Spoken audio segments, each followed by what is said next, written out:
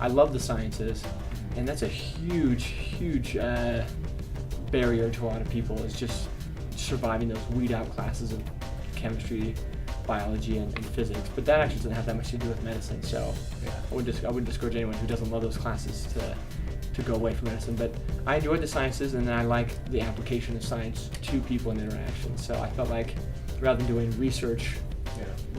where it's just me and working with just science without any sort of, application to people, that's where I made my decision. I think the most difficult admissions criteria are here at the University of Utah. I mean, I don't know about other schools, but I don't know about a lot of other schools. I did look at a number of programs, but the University of Utah has some really specific criteria, and I was kind of fortunate early on in undergrad to know that I wanted to do medicine. And so I looked up on their website. I actually met with somebody at the admissions office,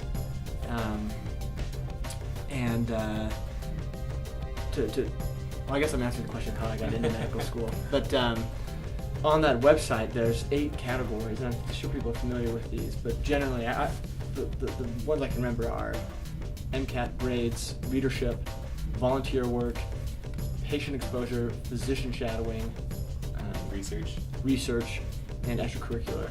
Okay. So what I did is they have minimal requirements on all those categories for the U, and then they have an average. And they say to get in, you need to be above average in 5 of 8. And so I just, from day one, just started in getting engaged in those things. Yeah. And I thought that was good preparation for medical school too. I mean, I think, having those experiences was helping me be with patients and know that's what I wanted to do. Generally, I guess, as far as academic general advice, I think grades, sadly, they don't get you in, but they've become a pretty challenging screening tool. Yeah. And so, whatever you're doing extracurricularly, it can't come at the sacrifice of your grades, I think. And I never took more than 2 science classes at a time because I felt like those were so demanding that I needed time. And the best, I felt like, to do well academically, my approach was to study my brains out for the first exam, because everybody always underestimates the first exam, and then usually you can drop exams. So that was an approach that I took. That would be my general advice: is you do your best on the first exam, you get above average, and then now you're in a position where you're not catching up. Yeah.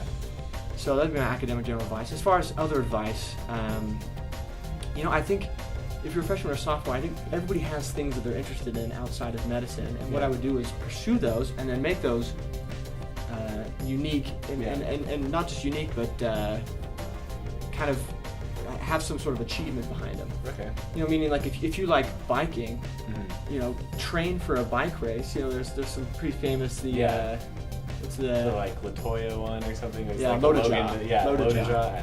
So it's like a 200 mile bike race. Yeah. That's something that you could talk about in an application.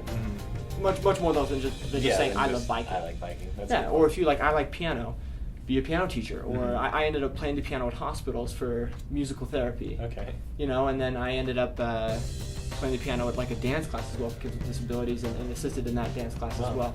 And those are things that just people, they're just not going to see many students doing that. And I felt like that was probably the anchor that really got me into medical school.